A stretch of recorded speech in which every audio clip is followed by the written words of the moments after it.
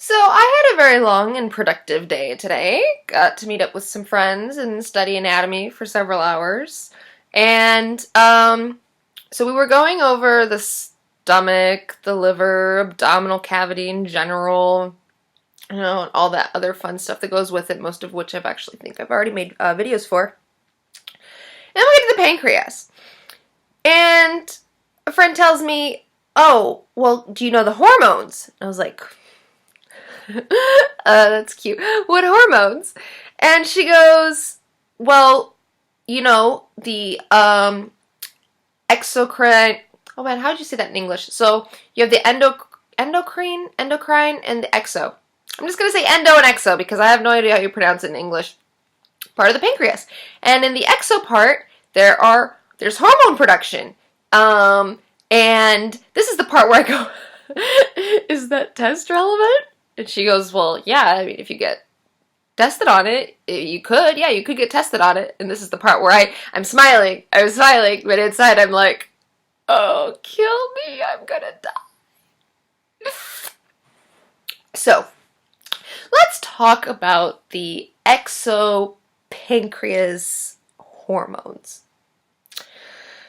So, it can produce certain digestive enzymes that in the duodenum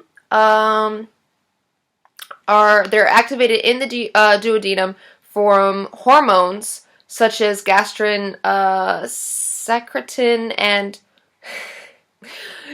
cholecystokinin. Cholecystokinin. That's fun to say. Not. So it can be activated by those three things, which put together are the following very fancy schmancy words that I'm going to actually try and pronounce. You have chymotrypsin, trypsinogen, ribonucleasin, and desoxynucleasin. What? Who comes up with these words? Yeah, I'm gonna sit there in my exam. And I'm gonna be like, oh yeah, sure, the pancreas hormones, no problem. Desoxynucleasin, ribonucleasin, trypsinogen, and chymotrypsin. I can't even say that when I'm sober. It also produces, I'm not done yet. Oh, no, we're not done yet. There's more. It also produces carboxypeptidase. Carboxypeptidase. Dasin. At this point, I'm probably pronouncing it all wrong, but who the fuck is gonna know? Nobody's gonna know. Nobody's ever gonna know because nobody in their right mind knows how you pronounce that. There is no right way to pronounce that because these words shouldn't exist. Carboxypeptidase, phospholipazin, amylazin, I don't know. Collagenazin. Hey, there's one I know. Collagenazin. Why is there an azin at the end? Who knows? And then esterozin. So, let's review, shall we?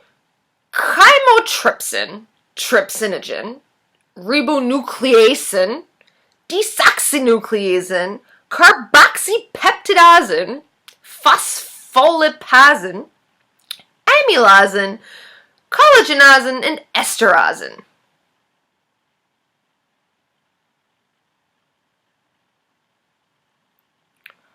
Why?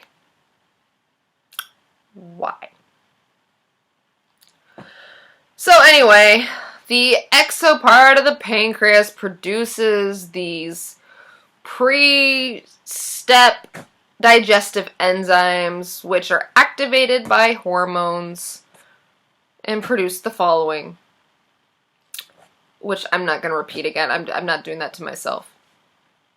It's like tongue twister for...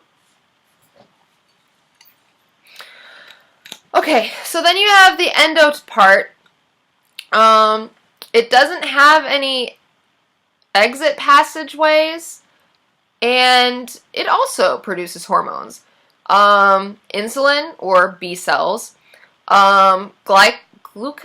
Okay, glycogen. How would you pronounce that in English? I think it's glucose.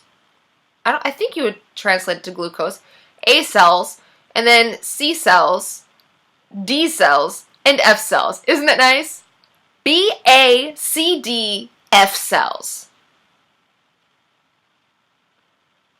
Compared to chymotrypsin and carboxypeptidazine.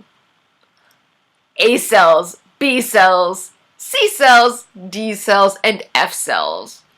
It's kind of funny that it's A, B, C, D, F because I'm pretty sure that that's what my report card's going to look like afterwards, except it's just going to be F, F, F, F, F, F, F, F. I'm kidding. I'm thinking positive. I got this.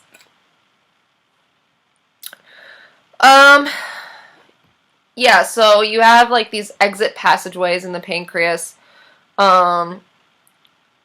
which I don't really understand, to be honest. You basically have like this ductus, and the ductus is just like a word for like a channel, but a small channel, like, yeah, it's a small kind of channel, for fluids, like a fluid channel. And so originally you have a dorsal and ventral system. The dorsal is the ductus pancreaticus accessorius. So, you know, pancreatic accessorial duct. Yeah, duct. Yeah, like a tear duct. There's an English word for that. Duh. So you have the pancreatic accessorial duct and then just the pancreal duct. So one's dorsal, one's ventral.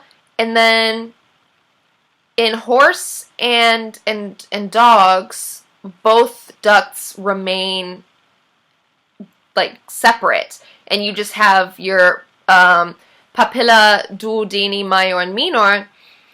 But in the cow and pig, they the ventral one gets smaller based on what I can tell here, and the dorsal one's larger still.